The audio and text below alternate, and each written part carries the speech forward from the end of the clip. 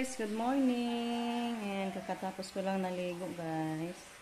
Tapos na din ako nakapagkain. Kanin na. Nagluto na tayo ng maiulam para makapunta na tayo sa palayan. Medyo madilim pa man noon, guys. It's around 4:46.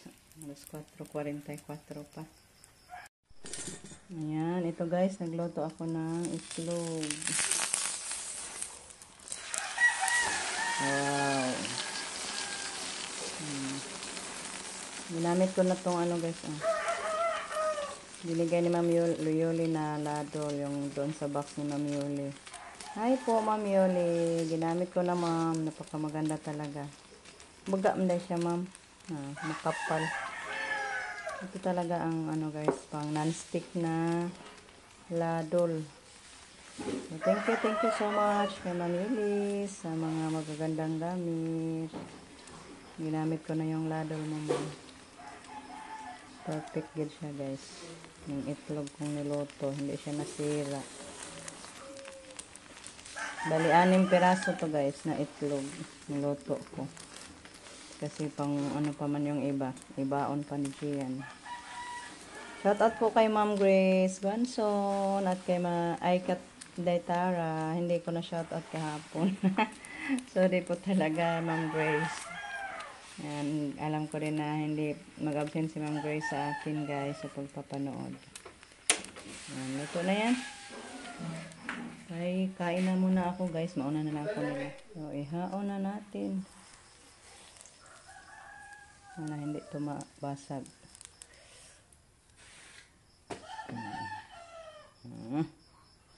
Perfect yan siya guys. Hindi siya nabuskag.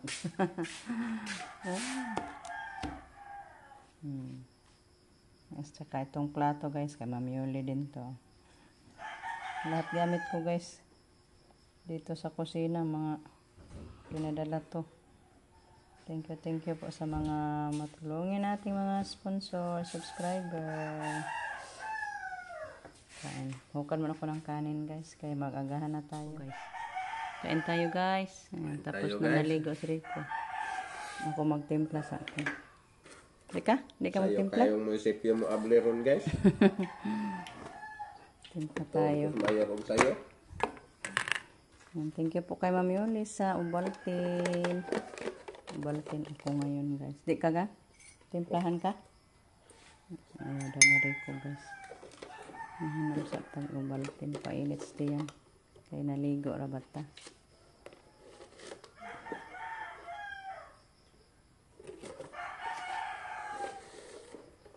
Nauna na lang kami sa mga lalaki guys. Kaya pasok pa namin. Landag-landag na. Makita na guys. Basta makita na yung trabaho natin doon, ay ando na tayo.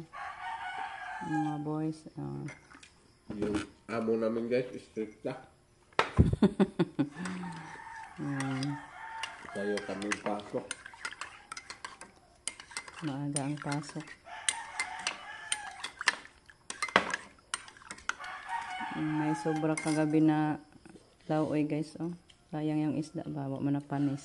Kainin ko na lang kana yung iulam ko. Ang ulam natin guys, tirang pinirito kahapon.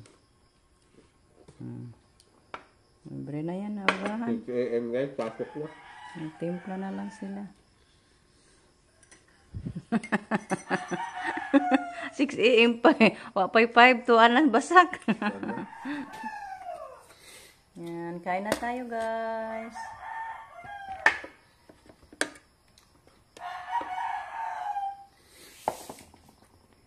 Hindi na lang ako naglaoy guys. Kaya ito na lang muna yung unahin natin. Timpla. Maliit na tagmaglaoy pa ito guys. Maabutan na tayo sa oras. Paghatid ni Justin mamaya, pabili na lang ako ng isda. Maliit ka sa pasok guys. Nahirapan ka sa daan. Lapo. Pabili ako ng isda mamaya ni Justin maghatid para may tinula tayo sa tanghali. Mong tinula ta. Dala naman po magluto guys. Sa karaming kaon. May mga buhay tayo. Hindi, made boy.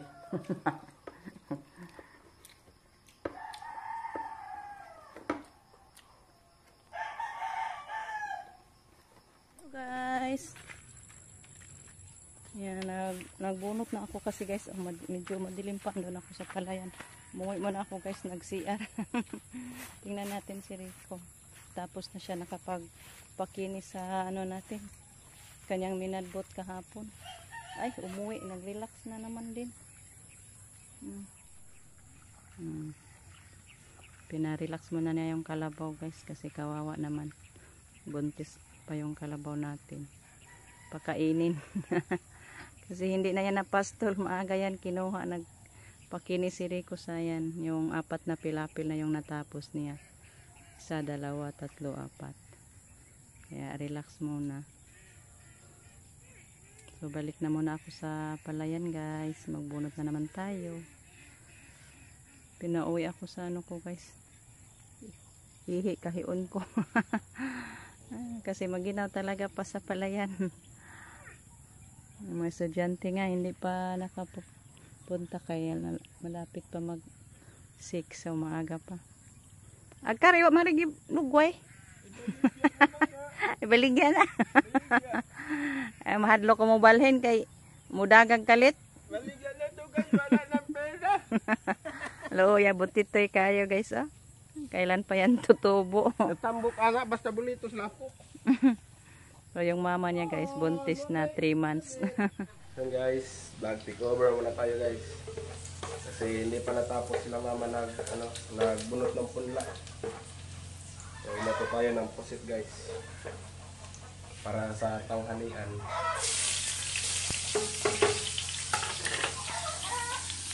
Yan, nagisa muna ako ng ano guys. Bawang. Saka Mumbai. So, lunod natin yung pusit guys.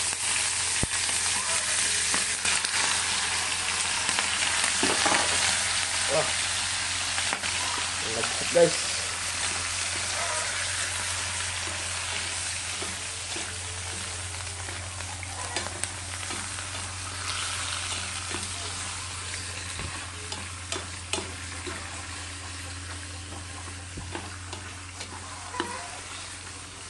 So, ito pala yung nabili natin kanina guys. Nung naghatid ako kay Gian. Pabili si mama ng bangos. Tapos, nakita ko to guys. So, bumili na lang ako guys. Para pang dagdag ulam. Saka, ano din natin to mamaya guys. Sabaw. Kasi nag-request sila mama ng sabaw guys. Pagkatapos nitong pusit.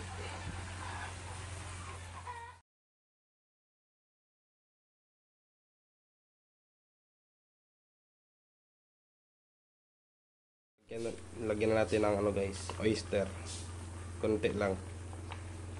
Saka toyo sa birds. Lehog.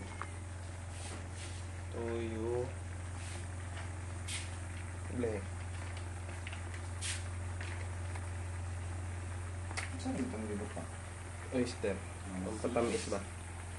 Kaunting toyo guys. Oops. Okay na to guys. Tayo na lang na ano hubas gamay ag sabaw guys ba.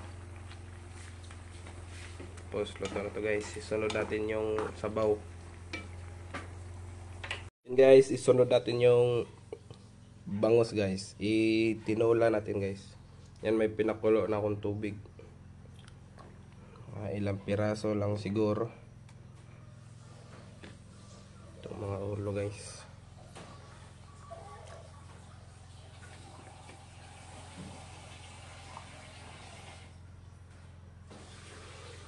Ito. Ang ulo ay yan, okay na yan guys. So, antayin na lang natin na maluto yan guys. At saka itong pusit luto na rin guys. Katapos nito, tawagin na natin sila mama guys para magpaniod to. Yan, ito na yung pusit natin guys. Nilagyan ko ng 3 itlog. Nadurog nga lang tong ano guys, tong isa. So, yan, luto na to guys. Next is magprito tayo nito guys, yung natira sa ating tinola. Iprito na lang natin. Piniritong bangus. Yan.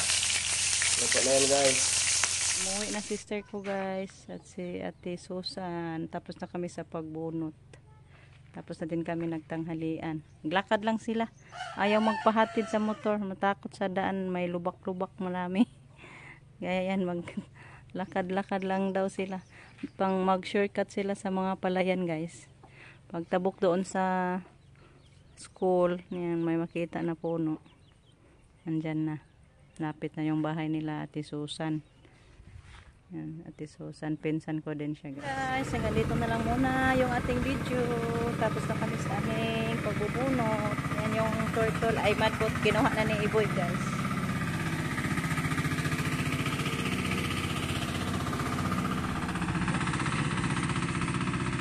Bawi na. Di dito sakyan koy. Di niya sakyan?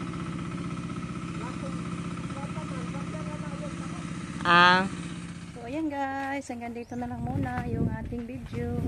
Thank you po sa Lord.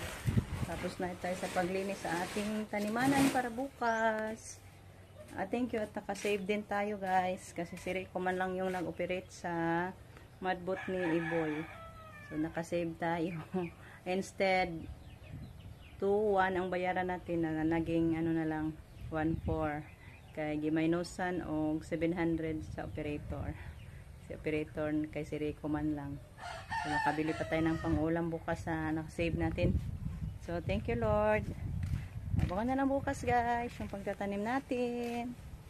Bye bye. Thank you for watching guys.